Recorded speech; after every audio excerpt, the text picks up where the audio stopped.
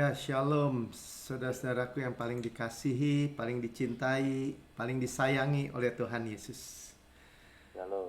Shalom, selamat jumpa. Saya Pendeta Melkisedek Tanok. Kita malam ini terus mendengar tentang Yesus dan karyanya yang sempurna di kayu salib. Ya, kita duduk makan sehidangan dengan Raja. Hanya makan kabar baik, roti hidup. Itu yang kita makan, kita terima dari Tuhan sendiri. Dan kita akan melanjutkan melalui pelajaran kita malam hari ini dari buku Let Go Life. Ya, menjalani hidup, itu bukunya ya, menjalani hidup berserah. Sama-sama katakan berserah. Ya, berserah bukannya pasrah ya. Bukannya pasrah di pojokan gitu maksudnya. Ya udah ya pasrah aja deh, bukan. Tapi menyerahkan apa yang menjadi persoalan atau jadi masalah bagi kehidupan kita.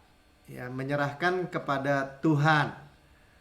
Ya, let go, ya, berserah. Menjalani hidup berserah. Nah itu, ya, jadi Tuhan mau ya melalui pelajaran ini intinya kita itu bebas dari stres, khawatir, gelisah. Ya, saya singkat SKG biar gampang ya, stres, khawatir, gelisah. Dan itu mahal, hari-hari ini mahal. Ya, mahal karena dunia sedang keadaan pandemi dan krisis ekonomi, keuangan, ya, pekerjaan, bisnis itu akan terkait ya ke dalam segala hal. Dan orang yang stres ya itu disebutnya secara kedokteran minggu lalu kita dengar ya, itu silent killer ya, pembunuh secara diam-diam. Ya, orang mengalami masalah pencernaan, cancer ini, cancer itu.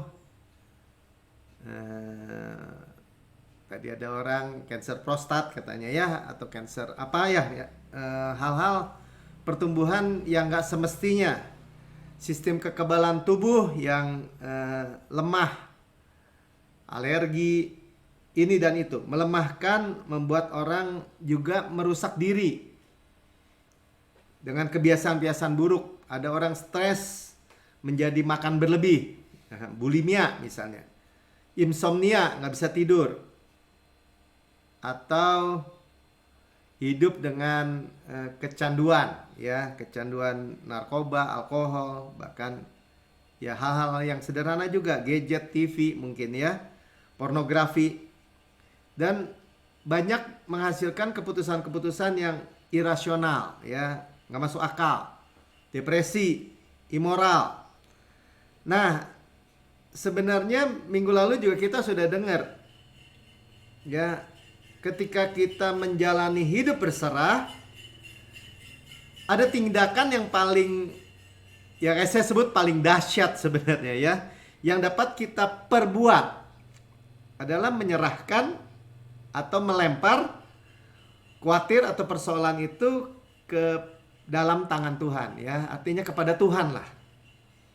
Ya, jadi kita itu bisa let go, ya, melepaskan, mengakui, Tuhan saya nggak sanggup, tetapi Engkau sanggup. Jadi sebenarnya esensi daripada doa orang percaya tuh sebenarnya kita berkata gini, Tuhan saya nggak sanggup, tetapi Engkau sanggup. Ya, jadi kita lempar, sama-sama katakan lempar semua stres, khawatir, gelisah. Ya. Let go, berserah. Ayatnya 1 Petrus 5 ayat 7 ya. Baca sama-sama, serahkanlah, ya, cast, lempar. Bahasa Inggrisnya tuh lebih tegas ya, lebih tegas. Cast, lempar. Ya, all your care tadi ya. Lempar segala kekhawatiranmu. Udah jelas ya kalau dalam bahasa Indonesia, kekhawatiranmu. Ya nanti kita akan lihat ada perintah jangan khawatir kan? Nanti kita lihat ya. Tapi kita lihat dulu bahwa Tuhan itu welcome untuk dilempar kekhawatiran kita.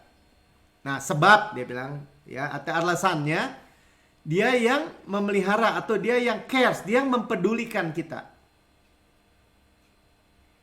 Jadi nggak ada poinnya ya kalau orang Kristen ya hidup dengan khawatir. Ya mungkin kadang-kadang mungkin salah percaya ya, dia pikir oh salib saya harus pikul sendiri gitu. Nah itu kan menjadikan beban. Makanya firman Tuhan katakan itu beban berat ya. Serahkanlah semua beban berat, sebenarnya beban berat agamawi, tuntutan. Ya, itu yang sebenarnya artinya. Ya, jadi seperti itu ya. Nah, jadi Tuhan welcome, serahkanlah. Sekarang kalau dikatakan enggak, saya mau khawatir. Enggak ada gunanya, saudara. Ya, jadi khawatir itu enggak nambah apa-apa. Sama-sama katakan khawatir tidak menambah apa-apa.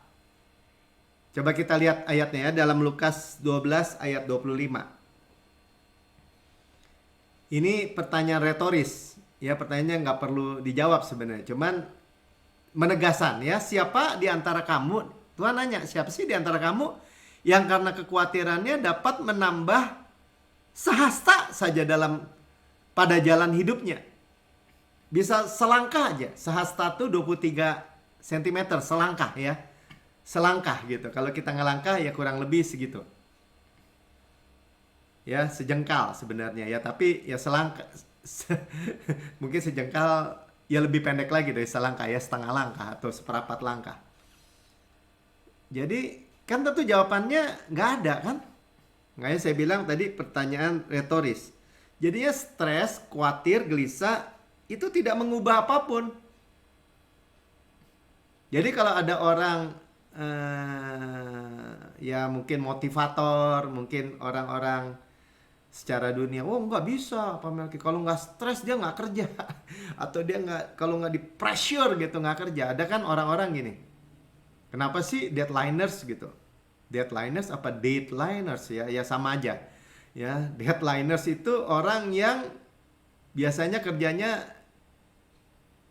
udah tinggal di waktu-waktu injury time gitu. Iya nih, kalau udah kepaksa gini, udah tertekan ya, mesti begadang malam gitu ya. Biasanya otak jadi lancar. Nah, ada akhirnya jadi punya pemikiran gitu, mesti stres dulu. Jadi sama-sama katakan stres nggak membuat apa-apa, nggak mengubah apa-apa, ya nggak mengubah apapun tuh sebenarnya. Dari ayat tadi kita tahu bahwa stres, khawatir, gelisah tidak mengubah apapun. Memperpendek umur iya. Ya, memperpendek umur iya. Kenapa? Karena dia tidak mengalami apa yang Tuhan tulis tadi. Serahkanlah. Kita bisa berkata kan, minggu lalu kita dengar, Tuhan kalau udah saya serahkan, bukan urusan saya lagi, urusanmu. Coba kita katakan seperti itu. Tuhan bukan urusan saya lagi, urusanmu. Itu bukan kurang ajar, saudara, bukan. Kita sepakat dengan Tuhan, cara berpikir Tuhan. Kenapa? Tuhan sudah kerjakan semua. Nanti kita baca ya. Bahkan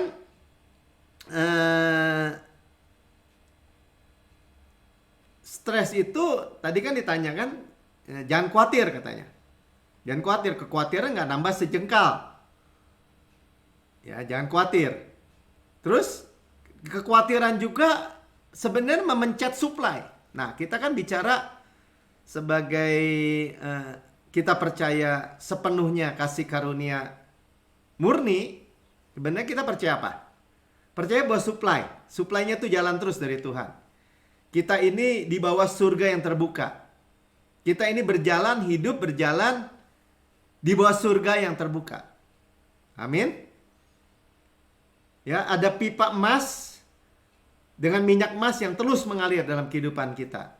Kalau Tuhan bilang kalau pipa emas itu mengalir ke setiap aspek, setiap dimensi, setiap spektrum. Mau disebut apa lagi? Setiap bagian dari kehidupan kita. Apa aja Pak? Apapun, segala hal. Ada supply Tuhan. Mana ayatnya Pak? Kita baca ya. Jadi intinya gini, jangan memencet dulu. Ya. Karena dari surga itu lancar. Sama-sama katakan dari surga itu alirannya lancar. Nah, dengan orang khawatir itu sebenarnya tidak percaya kan khawatir itu. Dia pencet tuh. Jadi masalahnya bukan dari surga. Ya, jadi sebenarnya kalau let go, namanya juga let go. Menjalani hidup berserah itu buka sebenarnya.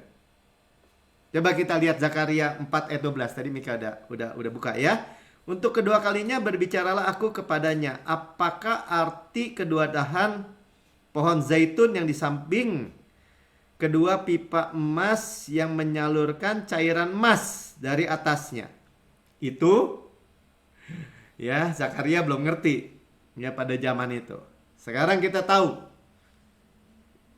Ya, minyak itu bicara Roh Kudus. Pengurapan. Supply. Kita udah kemarin hari Minggu juga dengar bahwa Roh Kudus itu adalah the promise. Janji. Bahkan satu-satunya janji udah pakai definite article tadi ya, the. Dan Tuhan sudah berikan buat kita. Ya, meteraikan buat kita. Nggak bisa dipisahkan lagi. Ya, jadi dialirkan saudara. Menyalurkan cairan emas. Jadi let go, berserah. Menjalani hidup berserah. Menjalani hidup berserah. Judulnya kan Life the Let Go Life tuh ya. Live the Let Go Life. Salah ya saya bacanya ya. Itu waktu kita berserah kita melihat pemeliharaannya mengalir. Sama-sama katakan melihat pemeliharaan Tuhan mengalir. Ya, jadi Yesus sudah bayar semua. Kalau sudah bilang ini, ya tapi saya nggak layak. Tapi Yesus sudah bayar. Ya, semua cairan emas yang mengalir tanpa henti itu sudah Tuhan Yesus bayar. Amin. Ya, jadi mengalir semua kehidupan dalam semua aspek dalam kehidupan kita. Nggak, kita bisa lihat ya bahwa khawatir itu justru memencet. Jadi kalau ditanya mau dipencet, nggak mau. Ya, sama-sama kan nggak mau. Ya, coba dalam kehidupan kita realnya kalau kita berjalan mungkin sedang khawatir atau sedang berpikiran hal yang memberatkan, stop dulu. Coba stop. Mungkin kita dengar hujan gitu. Ya, kadang-kadang saya pagi-pagi keluar, baru kedengeran itu ya ada suara jangkrik ya. Atau suara tupai itu. Tupai suaranya kayak burung ternyata. Cip, cip gitu. Nah, kita sampai segitu sibuknya sampai nggak bisa dengar hal-hal yang kayak gitu. Ya melihat burung gitu ya. Kadang-kadang lihat burung nggak khawatir ya tuh burung ya. Jangan-jangan di sarangnya ada anaknya 3. Tapi dia nggak punya bekal. Ya, tidak menabur, tidak menuai, tidak memiliki bekal di lumbung. Tapi Tuhan jelas bilang gini, nggak ada satu jatuh ke tanah burung pipit yang paling murah. Karena Tuhan pelihara. Dan dikaitkan dengan kita. Bukankah kamu jauh lebih berharga dari banyak burung pipit? Jadi kalau ada 2 burung pipit di dahan, dia lihat manusia gitu. Dia ngomong sama temannya. Aduh, lihat tuh manusia tuh. Sibuk benar ya, sana sini, muka stres, khawatir. Ya. Kenapa ya? Begitu khawatir itu manusia, kata temannya yang di sebelahnya. Karena mereka nggak memiliki bapak seperti kita. Ya, jangan sampai begitu maksudnya. Ya, jadi kita bisa Udah lihat ya, khawatir nggak nambah apa-apa. Nah, kita bisa memilih untuk tidak khawatir. Sama-sama katakan, saya memilih untuk tidak khawatir. Saudara bayangkan gini, kenapa saya bisa berkata kita memilih tidak khawatir? Kita ini udah dikuduskan, saudara, dipisahkan sebenarnya. Dikuduskan tuh hari Minggu kita dengar kan, bahwa dikuduskan itu adalah di set apart, dipisahkan gitu. Dan saya bersyukur kita dapat pewahyuan lebih jelas. Kita dipisahkan kan ke dalam Yesus. Kita dipisahkan dari penyakit, dari kemiskinan, dari kegagalan, dari kutuk, dari segala yang buruk. Kita dipisahkan. Karena di dalam Yesus nggak ada penyakit, nggak ada kutuk, nggak ada yang buruk. Ya kita perkatakan. Amin. Ya. Coba kita lihat dulu Yohanes 10 ayat 10. Sama-sama katakan. Yesus datang dari surga ke bumi, ini tujuannya gitu. Ini tujuan Yesus datang. Ya, pencuri datang, ini bukan Yesus ya, kalau pencuri ya iblis ya. Hanya untuk mencuri, membunuh dan membinasakan. Ya, dibanding iblis, mencuri, membunuh, membinasakan. Ya, makanya dia pakai tuntutan, hukum Taurat. Supaya apa? Karena dia tahu buah pohon pengetahuan yang baik dan jahat ini kalau dimakan manusia mati orang. Nah, dia pakai itu ya untuk membunuh, mencuri, membinasakan. Udah jelas. Sekarang sama-sama saya baca. Aku datang. Nah, tujuan ya, aku datang kata Yesus supaya mereka mempunyai hidup dan mempunyainya dalam segala kelimpahan. Jadi kalau Tuhan bilang tujuan Tuhan Yesus datang buat apa? Orang yang mati untuk hidup, zoe ya. Hidup tuh hidup zoe. Given life. Hidup yang diberikan tuh, nafas tua. Nggak bisa mati lagi. Ayo, kita sudah terima itu. Karena Yesus datang tujuannya itu. Kita cuma bilang gini, amin Tuhan. Zoe. Dan mempunyainya dalam segala kelimpahan. Artinya apa? Kita terima secara roh, ya kan? Secara roh kita dengan roh Tuhan bermanunggal, satu. Ya roh, nggak ada roh besar, roh kecil, ya roh, ya roh. Dan itu mengalir, saking berkelimpahan mengalir ke jiwa kita. Ya, mengalir ke jiwa, sama-sama katakan. Jadi kalau di jiwa ada apa? Pikiran, perasaan, kehendak. Pikiran takut nggak? Khawatir nggak? Stres nggak? Perasaan gimana? Ya, gelisah nggak? Khawatir nggak? Enggak ya.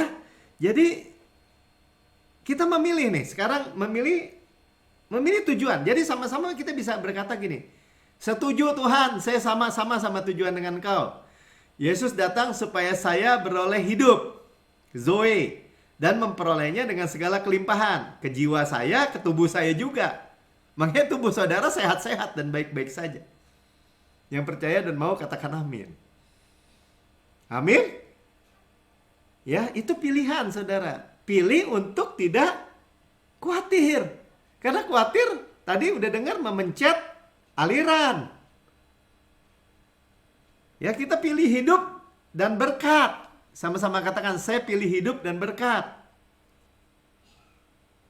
Jadi kalau sudah bilang ini, oh nggak bisa Pak Melki, orang Kristen harus pikul salib.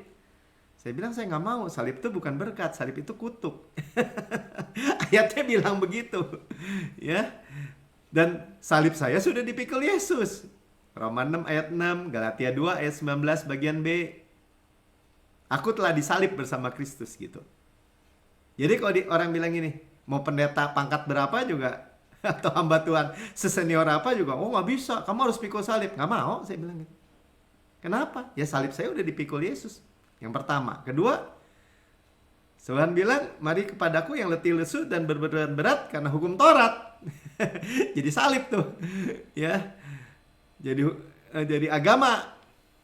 Ya, pikulah kuk yang kupasang yang enak dan ringan. Learn that unforced rhythm of grace. Belajar kepada irama kasih unforced, yang tidak memaksa, ya, ritme irama kasih karunia yang tidak memaksa, tetapi menuntun, membimbing kita. Paham ya? Jadi kalau dikasih kutuk jangan mau. Katakan sama-sama. Ya, kalau dikasih kematian jangan mau. Jangan mau. Oh, bisa kehilangan keselamatan. Ah, lu aja. Ya nggak usah disebut sih. Pasti tersinggung orang. Ya, itu mati, saudara. Kematian, kalau keselamatan hilang itu kematian kekal lagi. Nggak mau. Ya, karena di dalam salvation itu soteria. Itu termasuk kesembuhan, pemeliharaan, keutuhan, komplit semua. Ulangan 30 ayat 19, coba baca. Kita baca sama-sama. Aku memanggil langit dan bumi, kata Tuhan, tetap menjadi saksi terhadap kamu pada hari ini. Sama-sama katakan hari ini. Ya, waktu kita mendengar firman Tuhan, hari ini. Now. Tuhan itu, kita udah dengar, dia itu I am. Saya yang sekarang. Kepadamu kuperhadapkan kehidupan dan kematian. Ya, ada kehidupan, ada kematian. Kehidupan, buah pohon kehidupan, Yesus. Kematian, buah pohon pengetahuan yang baik yang jahat, hukum Taurat. Kalau kamu makan, kamu mati. Udah dimakan sama Adam. Nenek moyang kita, makanya semua orang mati. Tapi dihadapkan lagi, ada kehidupan nih. Ya tapi Pak, kan dijagain sama pedang penyala-nyala. Oh, pedangnya sudah ditimpa kepada Yesus. Ya. Ya, kita tinggal masuk. Ya. Dan dikatakan berkat dan kutuk. Nah, jadi berkat di dalam di sisi kehidupan, kutuk di sisi kematian. Pilihlah. Nah, ini nasihat bijaksana ya. Pilihlah kehidupan supaya engkau hidup, zoe, baik engkau maupun keturunanmu. Ya, Tuhan selalu berkatnya itu berkat bukan hanya buat kita, tapi keturunan kita. Wow, sama-sama katakan wow, luar biasa ya. Ya jangan dipencet. Jangan dipencet dengan khawatir. Ya, pilih kehidupan.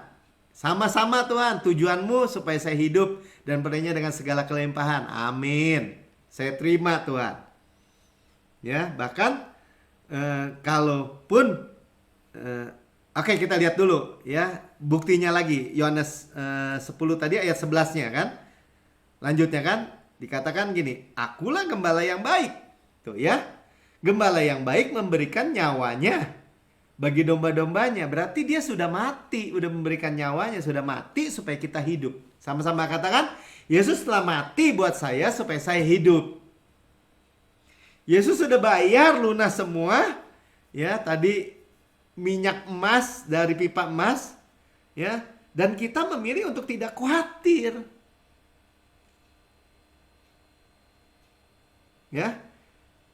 Jadi sadar gitu, bukan hanya khawatir itu udah tahu ya, bukan hanya nggak terima yang baik-baik dari Tuhan udah bayar, tapi juga menurunkan sistem imun tadi ya, sistem kekebalan tubuh kita, kesehatan jiwa kita, kesehatan tubuh kita bahkan.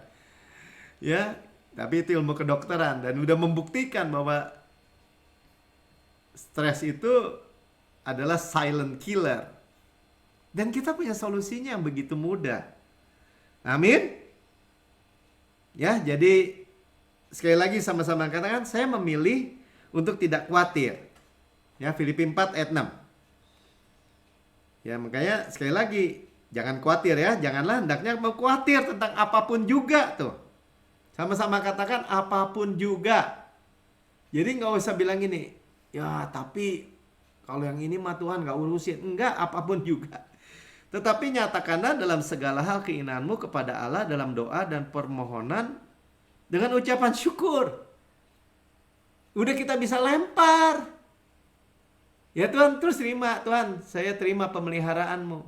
Saya khawatir soal uang. Tapi saya udah lempar. Bukan urusan saya lagi Tuhan, urusanmu. Saya mohon Tuhan, Kau kirimkan bisnis yang benar, berkat yang daripadamu. Supply golden oil dari golden pipe. Minyak emas dari pipa emas. Berkat-berkat pneumatikos dari heavenly places, dari alam surgawi. Tuhan udah bayar. Saya terima. Thank you Lord. Terima kasih. Grateful. Ucap syukur. Ucap syukur udah terima. Memang kita udah terima. Sudah dibayar. Makanya kebalikan dari khawatir atau stres tadi SKG ya. Stres, khawatir, gelisah adalah damai sejahtera. Shalom. Makanya hidup orang Kristen itu senantiasa shalom sebenarnya. Dan iya. Ya, jadi kalau kita kehilangan shalom itu sebenarnya tandanya misalnya lagi mau ke kiri, kok hilang ya shalomnya? Berarti jangan ke situ, ke kanan. Ya. Damai sejahtera Allah ya. Kenapa? Karena ada damainya dunia kan, tapi damai sejahteranya Allah yang melampaui segala akal. Nah, kalau udah bilang melampaui segala akal itu saudara bisa expect atau harapkan supranatural. Nggak masuk akal gitu. Masa bisa 5 roti 2 ikan memberi makan 5.000 orang? Nggak masuk akal. Air seketika jadi anggur. Nggak masuk akal. Tapi kita udah lihat rahasianya. Oh, jangan khawatir. Jangan khawatir. Ya, memelihara hati dan pikiranmu. Ya, jadi pikiranmu kita nggak stres pikiran kita dalam Kristus Yesus. Amin. Ya, jadi let go ya, tadi berserah dan let God. Izinkan Tuhan bekerja. Sama-sama katakan izinkan Tuhan bekerja. Ya, jadi bukannya solusinya bukan gini. Ya kita lakukan gini, harus lakukan ini, tambahkan itu. Bukan saudara. Tapi lempar. Nanti kita lihat terobosan. Amin. Ya, saya mengalami gitu. Saya melihat misalnya kayak tadi nganterin Sharon kan, kampus, untuk dia menerima sebagai siswi atau mahasiswa terbaik dari fakultasnya. Karena masa pandemi kan di wisudanya yang diundang hanya orang-orang yang lulus terbaik. Nah, saya dengar tadi dari dosennya.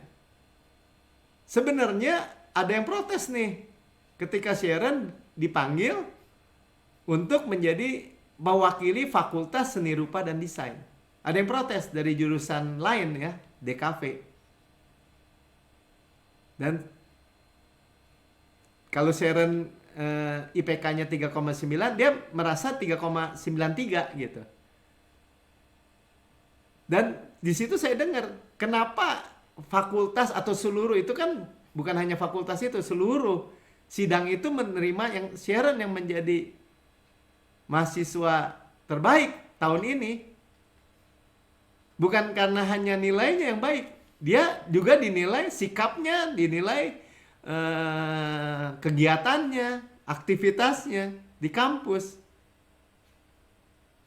Ya, jadi saya lihat iya ya, nggak perlu khawatir. Ya, Allah turut bekerja dalam segala sesuatu ya. Coba kita baca ya. Jadi Allah turut bekerja dalam segala sesuatu, mendatangkan kebaikan itu artinya apa? Kara itu yang kita pernah belajar ya. Kara itu artinya peristiwa yang tepat pada waktu yang tepat. Itu artinya peristiwa yang tepat diatur sempurna oleh Tuhan buat kita. Yang percaya katakan amin. Tapi kita harus berserah kan? Pertama let go, hidup berserah, dan let God. Silakan Tuhan, silakan Tuhan. Ya, kita bersyukur hari-hari ini kita tuh di bawah kasih karunia memiliki opini yang baik tentang Tuhan. Kalau dulu seolah-olah kalau gini, ya terserah Tuhan aja deh. Misalnya nih, saudara mau jadi insinyur, Tuhan paksa kita jadi dokter misalnya. Padahal kita enek banget itu. Tuhan, kita mau ke misalnya kemana? Ke Amerika. Tuhan paksa kita ke Uganda gitu. Seolah-olah Tuhan tuh kayak orang, kalau manusia mah suka nyiksa gitu. Salah saudara. Salah besar. Jadi saya temenin Sharon ya karena baru nih ya, baru masih anget ya. Dosennya sampai bilang, Sharon kalau sekarang udah kerja ya, iya. Nanti kalau mau sekolah S2 kasih tahu Bapak ya. Ini ketua prodinya ya, program studi. Sharon pokoknya kalau mau jadi dosen di Maranatha welcome loh, tapi memang harus S2. Nanti daftar deh ke ITB. Ya saya bilang doain dulu lah, tenang aja. Saya bilang sama anak saya, there is a time for everything, ada waktunya. Kamu nggak perlu stres. Tapi pintu udah dibukakan gitu. Coba Roma 8 ayat 28 bagian A. Nah kita udah serahkan kan. Let go and let God. Ya berserah berarti kita lempar. Let God artinya kita izinkan Tuhan. Tuhan bukan urusan saya, urusanmu. Kita tahu sekarang tuh now. Pokoknya Tuhan punya, Bapa kita itu Allah yang sekarang, now. Bahwa Allah turut bekerja dalam segala sesuatu.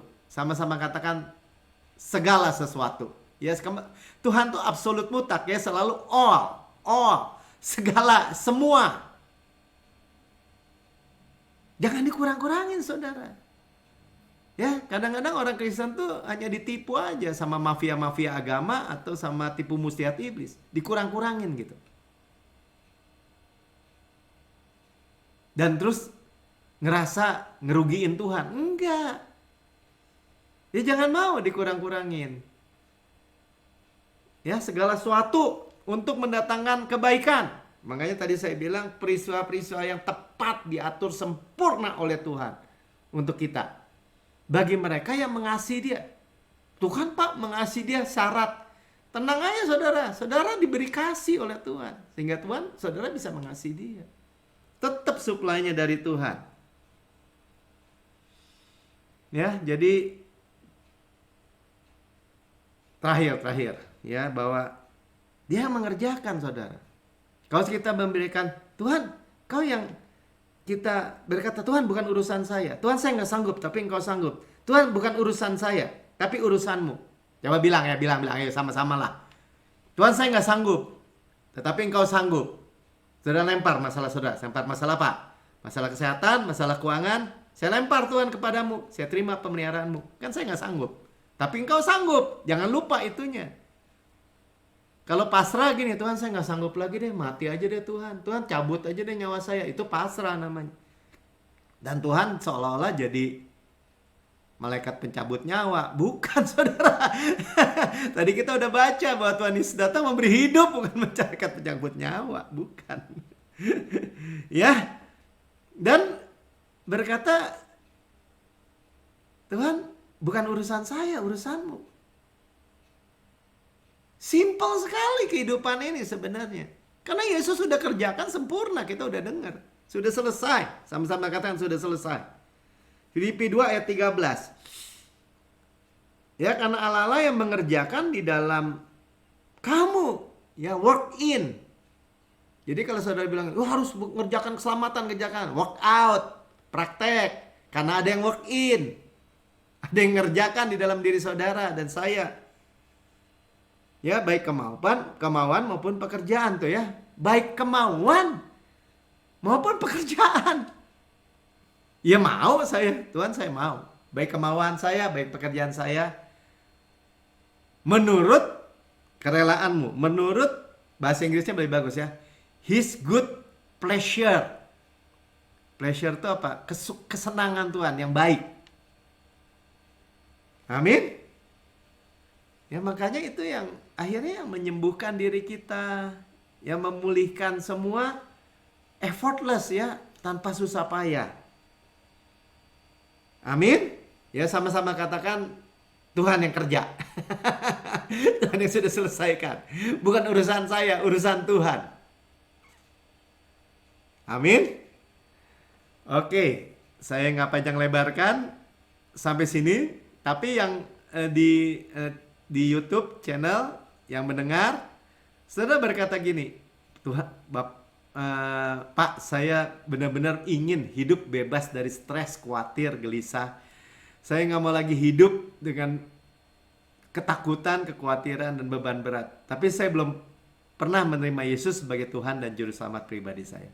Saudara, bukan kebetulan mendengar tayangan ini. Tuhan itu sedang menjangkau saudara, mencari saudara spesial, ya, pribadi saudara sendiri. Saudara dapat berdoa berkata bersama-sama dengan saya. Katakan, Tuhan Yesus yang Maha Mulia, saya menerima Engkau sebagai Tuhan dan Juru Selamat saya.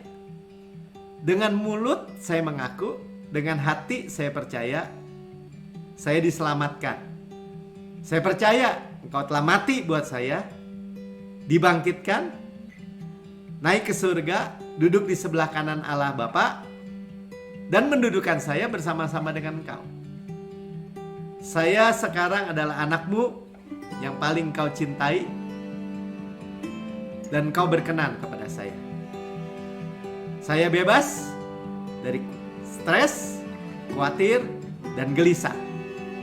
Dan saya menjalani hidup berserah sepenuhnya. Dan hanya hidup dan diberkati. Terima kasih Bapak, di dalam nama Tuhan Yesus. Amin.